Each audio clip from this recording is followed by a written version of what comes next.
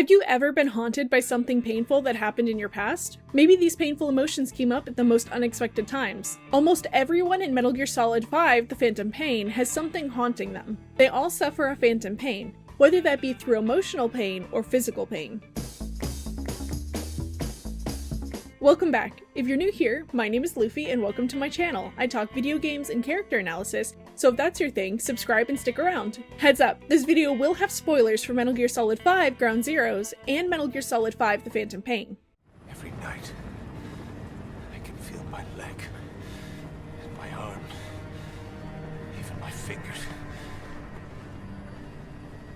The body I've lost, the comrades I've lost, won't stop hurting.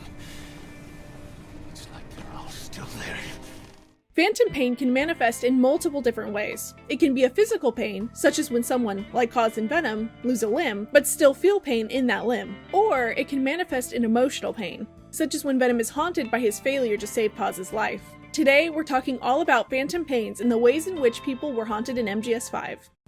From losing his base to losing his limbs, the unending pain of Kazuhira Miller. Kaz is the loudest when it comes to him suffering through his phantom pain. At the end of Ground Zeroes, MSF, the base Kaz had poured his blood, sweat, and tears into building, was attacked by XOF and destroyed. They lost almost all of the personnel on base, save for a lucky 12 that were able to escape the carnage. Big Boss is severely wounded in the attack as well and ends up in a coma in a hospital in Cyprus. When Kaz continues to take on work without his boss, he's ambushed by the Parasite unit and captured. Kaz is tortured and his right arm and left leg are amputated. To say this left Kaz bitter and angry would be an understatement. Once Kaz is rescued, he vows, I'm gonna make him give back our past. Take back everything that we've lost. And I won't rest until we do. Kaz does everything in his power to build up a base they can be proud of, all the while assigning Venom missions that will bring him closer and closer to stopping Skullface, the leader of XOF and the person responsible for MSF's destruction. Kaz refuses to move on from the things he's lost. Venom, who's also lost part of his arm, is outfitted with a state-of-the-art prosthetic. Huey has bionic legs that help him walk. Kaz refuses to look into either technologies for himself, however, saying that his lost limbs were a daily reminder of what he was fighting for and why. Even after Kaz and Venom, and I guess Huey, are able to end Skullface, Kaz holds on to his anger. The losses he suffered continue to haunt him, though without Skullface to distract himself, his anger becomes directionless, and the Diamond Dog staff worries about him. Kaz isn't willing to move beyond his phantom pains. He clutches onto them as a way to hold onto his past. It's super unhealthy. Venom Snake, haunted by memories he can't remember. As a result of the attack on MSF's mother base, Venom Snake lost his left arm below the elbow. If he suffers from any physical phantom pains though, he's much less vocal about it than Kaz. In addition to his physical injuries, Venom also lost almost all of his comrades when MSF was sunk to the bottom of the ocean. The loss that impacted him the most though was Paz's. Paz was being held at Camp Omega when Big Boss went to rescue her and bring her back to MSF. On the flight there, however, it was discovered that she had a bomb hidden in her stomach. Venom operated immediately and was able to remove the bomb and toss it out into the ocean before it detonated. Sorry any fishies who got caught up in that. Unfortunately, there was a second bomb hidden inside Paz that they weren't able to remove in time. To save the people in the helicopter, Paz leapt out of it before she exploded. Venom was so traumatized by what happened with Paz that his brain rewrote history in his own mind. In his mind, they got both of the bombs out in time, and the explosion that took the helicopter they were riding in down was because of an enemy attack. Because of this rewrite, it was possible for Paz to have survived, just like Venom and Kaz had. The pain of losing Paz causes Paz to come back and haunt Venom. He sees her in the medical bay recovering, though this is just a hallucination. I am just a phantom, a fragment of the mind you have lost. Paz represents not only the fact that Venom was unable to save her, but also all the other people on base that Venom lost. She represents Venom's desire for peace and better days and feels a phantom pain of the days when they were planning Peace Day on MSF's mother base. To jog Paz's memory of what happened on MSF, Venom has to collect photographs from old MSF soldiers he finds wandering the world and show those photographs to Paz. Also, quick side note, the wandering soldier surviving 9 years in the wilderness has always been pretty unbelievable to me, but working on this video made me wonder if Venom hadn't hallucinated them too. What do you think? He's already hallucinating Paz. How could these soldiers survive so long in the wilderness when they're also out of their minds and they all happen to have a photograph memento on them? That all sounds really unbelievable. I think it's more believable that Venom hallucinated them too to try and comfort himself by saving some of his lost men, like how he is with Paz. Anyways, once you've collected all the pictures to jog Paz's memory, it's revealed that she wasn't there at all and that Venom was using her memory as a way to process his past trauma. Through Paz, Venom realizes, You can kill Skullface, murder Huey, slaughter Zero, burn the whole world down, and he still won't bring me back. Me, or any of the dead. With Paz's help, Venom processes the past that's haunting him and the phantom pain that comes along with it. Venom is one of the few people to try and move past his phantom pain, with Paz telling him, The real emotion that is locked away at the bottom of your heart. Let it fly out. Let it guide you. Live. Skullface, haunted by his lost culture. You too have known loss, and that loss torments you still.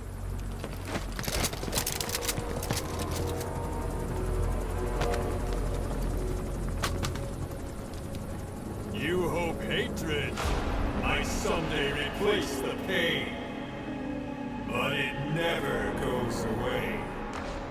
Skullface is a terrible monster, but he was a monster that was formed by his unfortunate upbringing. Skullface grew up in a small village in northern Transylvania. Throughout his childhood, his birthplace would be ruled by multiple different rulers, and with each change-up of who was in charge, Skullface was forced to adapt to their new culture and language. Skullface watched as his own culture and mother tongue was stripped from him, and it left him with a fierce bitterness towards the experience. Even when he left to find work as an assassin, and then as an elite field operative in the CIA, Skullface continued to be haunted by his childhood and the loss of identity he suffered. He started to view language as a parasite that harmed people the more it spread, and so vowed to use the vocal cord parasites to strip people of their language. Instead of trying to heal from what haunts him, Skullface strives to duplicate that hole in everyone around the world. By stripping spoken language from the world, he can control the narrative and make sure that no one else could ever force him to assimilate to a language and culture that he didn't choose for himself or wasn't that of his motherlands. Skullface's story goes more in depth than what I could put in this video, but if you want to know more about him and what the 10-minute car ride speech he gives Venom means, I'll have a couple of videos linked in the description you can check out. We did a poll here on YouTube on who was the most haunted in MGS5, and Force21153 brought up a really interesting point. They said Kaz, Quiet, even Skullface chose their paths and what to believe in. It really made me think, how much can we excuse someone's actions because of their childhood?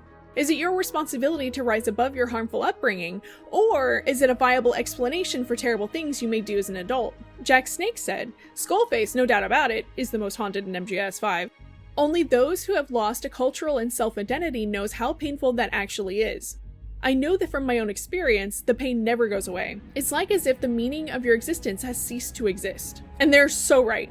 As a person who presents as a white woman from America, I have no idea what that's like, and I won't insult anyone who's been through something like this by pretending I do. Skullface is a tragic character, and I wouldn't wish what he's been through on anyone. Before talking here on YouTube about how these characters have been haunted, I would have said Venom was the most haunted, or the kids he rescues, but now I'm leaning towards Skullface suffering the biggest phantom pain. Quiet, haunted by words she can't speak.